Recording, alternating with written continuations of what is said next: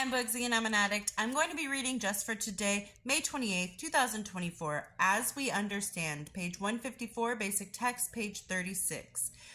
We examined our lives and discovered who we really are.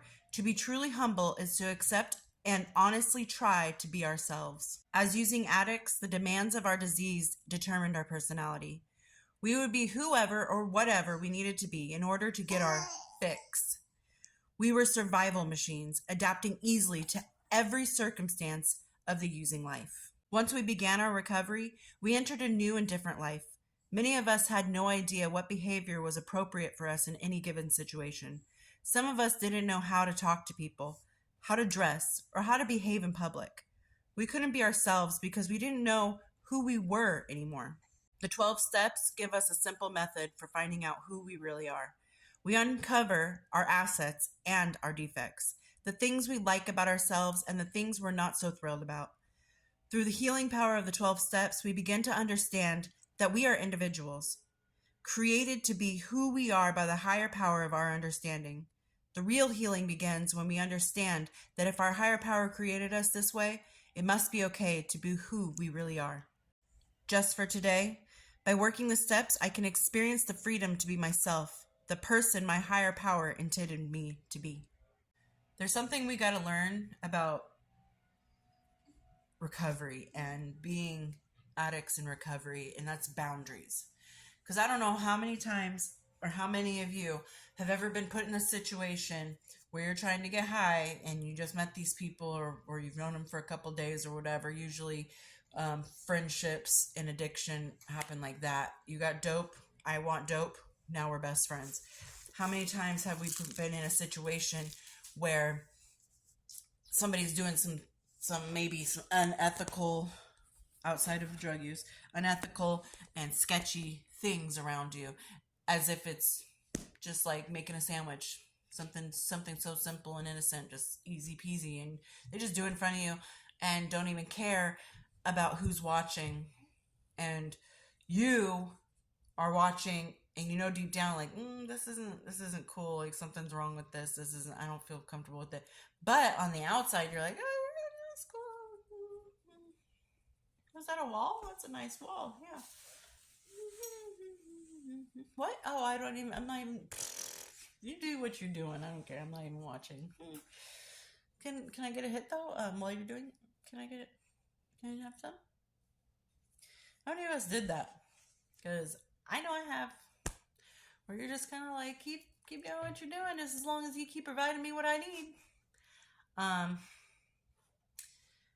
it's hard as a recovering addict to rediscover who we are deep down.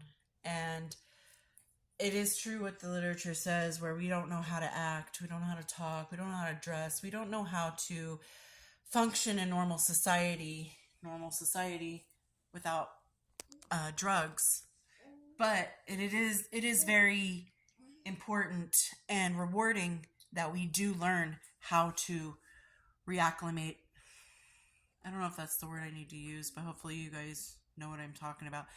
To re-enter society as a sober human being, where now we see those sketchy things happening around us. We'll either remove ourselves from that situation or step up and say something like, hey, that's not cool, or that's not making me comfortable.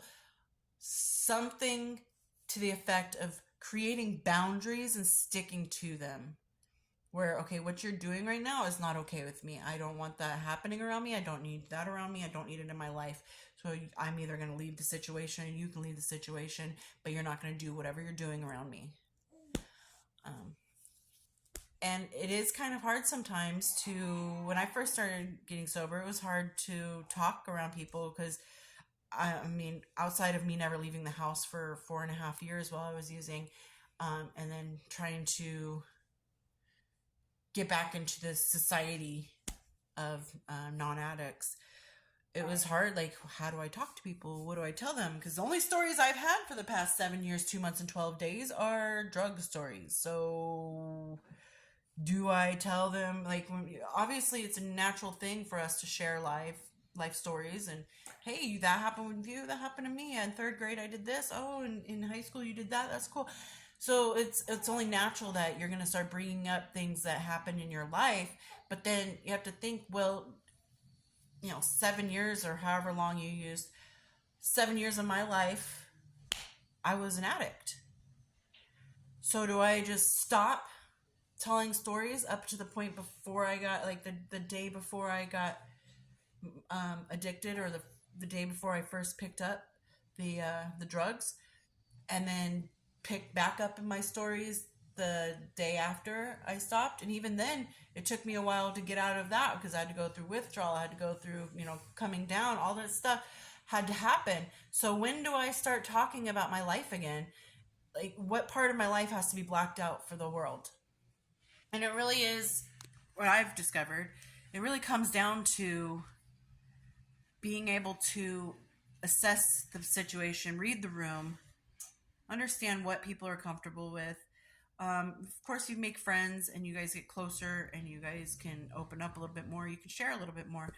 But it does take some time to know at what point to what point can I bring up, and to what point do I need to, like, okay, hold back. I can't really tell every single person I've ever met what happened in my life.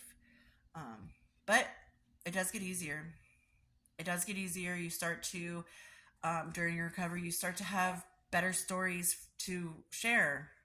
Like, I don't have to be like, oh yeah, like a month ago I was using drugs. I can be like, oh, 2 months ago, yeah, 2 months ago I can say, 2 months ago I was on the street, but you know what? I have a job now. And I quit smoking cigarettes. And then, oh yeah, about 6 months ago, I was, on the streets, but I started working this one place, and then I got laid off, and then I got hired at this other place, and I love this place. And then, oh yeah, a year ago, I started working here. You can start dropping off pieces of the story. A month ago, I was, high, and now I'm just here at my new home. And then drop that part of that story off and be like, oh, I'm living with so and so, and then I started working here, and then drop that part. I'm started working there. I got laid off. Now I'm working here, and you just start having good stories to start telling. Oh, I've been working here for over a year now. Oh, I have my own place now. I started living with so and so, but then I got on my feet, and now I'm back. I have my own spot, and I have my own stuff, and I'm doing my own thing. Like, so eventually, all of those addiction stories that you have, you don't need to tell anymore, because you've recreated yourself with characteristics that you're not ashamed to share. And it's not, I don't know, what's the word? It's not socially unacceptable to just bring up out of thin air. You can all be talking about, oh, my baby went to kindergarten yesterday. Oh, I got my first job yesterday. Oh, I was high for 7 years. No? No? Okay. You can be like, oh no, I got a promotion. So it takes time, and I can tell you it's worth the struggle to get into recovery, to stay in recovery, and to grow within recovery. And I hope everyone's doing well out there, and I will talk to you later. Bye.